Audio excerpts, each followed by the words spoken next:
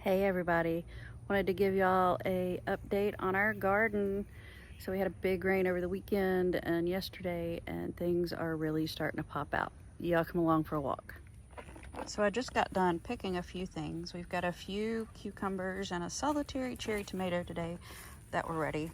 So these cucumbers I'm gonna work and put into refrigerator pickles for the time being, because I'm not getting quite enough to actually do like a whole canner load of pickles, but they've been super yummy and super crunchy, and I'm really enjoying the fresh cucumber refrigerator pickles. We've got our peppers are growing and doing well. Our roses, y'all, I don't know if you can really tell like the whole span of this rosemary. It's probably a good, I don't know, 2.5 feet wide now, and a good 12 inches in the inside. And it just smells amazing and is doing amazing. And I'm gonna have to start cutting and propagating more and selling some of it because I've just got so much. My zinnias have volunteered back in the garden again this year, so it's always fun to see what colors end up coming out after all the cross-pollinating over the last couple of years. Some sweet potato vine here, some more on the zinnias. So this whole squash bed here, nothing has done like really fantastic. So I think we're gonna pull everything out of it and replant from seed. I planted all of these from seed start. Like I started the seeds and then planted the starts here. And I think I'm just gonna clean it all out, de-weed it, and throw some more seeds down. It's been a really cool spring, really cool up until now. So I think that might have a little bit of what my issues are. Still got cucumbers here. I keep picking them so that they'll start putting on more. Some of them we're still having some pollination issues, so they're a little wonky looking, but others of them are starting to straighten out and look right. I can tell that the bees and everybody have been back in the garden, and we're doing great. So the green beans are finally really starting to climb the trellis here. They're getting taller and taller, so we're starting to put on some of the flowers. So before long, we'll have beans off of there. I just had the memory today that a year ago today we had actually picked our first load of green beans. So the cold weather definitely has slowed down this year's garden quite a bit. I do on this trellis, I've got some tomatoes. Some of them are being held up with the clips, but some of them I've got the green beans have actually wrapped around them, and the green beans are working as a trellising device for the tomatoes. So we're going to see how it does this year, see if the production is, hurt in any way or affected in any way, and fingers crossed, because I think that's a really easy and simple method to help get some of these tomatoes trellised up. Got my this is the chocolate sunflower. We've already had a couple blooms off of it here. This one's just died out, and then it's got 1, 2, 3, 4 more blooms on it that are about to bloom out. So I'm super excited to get to see all of those and the fun in the garden. Sweet peas are probably coming close to the end of their lives here. They've gotten a good 6 feet tall now up here above my head. Noticed a couple of aphids on them the last little bit, but thankfully aphids are really easy to get rid of. They squash really easily with just your finger, or you can spray them off with a water hose, and they tend to leave you alone after that. But we've enjoyed a lot of the sweet peas kind of sauteed with some of the cherry tomatoes straight out of the garden. It's been amazing. So next year we'll actually have to plant even more so that I can get a better harvest here.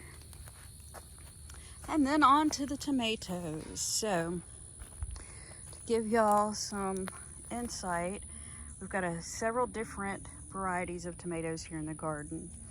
I did a lot of the determinate tomatoes, the canning tomatoes, so that they would be ready for salsa and sauces and things like that, so that I can preserve, put them up. And so what that means on a determinate, they grow to a determinate height, so they don't just keep growing and growing and taller throughout the whole year. They grow to a determinate height, they put on a determined amount of fruit, and then they pretty much fruit all at once, and then the plant is done. So I'll have more determinate tomatoes started in the greenhouse ready to go once these produce and ripen and are done and the plant's done with. I'll be able to pull it and plant another set of tomatoes behind it that will be able to bloom a little later in the fall than these would. So for the varieties, we're going to talk you through some of these. This is the bread and salt variety, Amish paste. So it's a pretty popular semi-determinate tomato. I've got quite a few of those. These are my Hasinator tomatoes, and they're a specific variety sold by Hoss Tools. They have a YouTube channel as well, Row by Row Garden Show, and we're already starting to see several really good size tomatoes come on with it. So they're some of my first and earliest producers. All of these tomato plants got seed started at the same time. So some of these are producing a lot faster than others, and it's just covered in blooms for more fruit. I mean, they are just covered, and you know, these are already bigger than any of the cherries we've got, and that one just fell off. All right, well, I guess I'm eating fried green tomato tonight. Next we have our Roma VF. So the Romas are a determinate tomato, really good for making pasta sauce and salsa, because it's a little bit meatier of a tomato than some of the others, and not quite as juicy gel filled, so not quite as watery, and it'll thicken up and cook down a lot faster.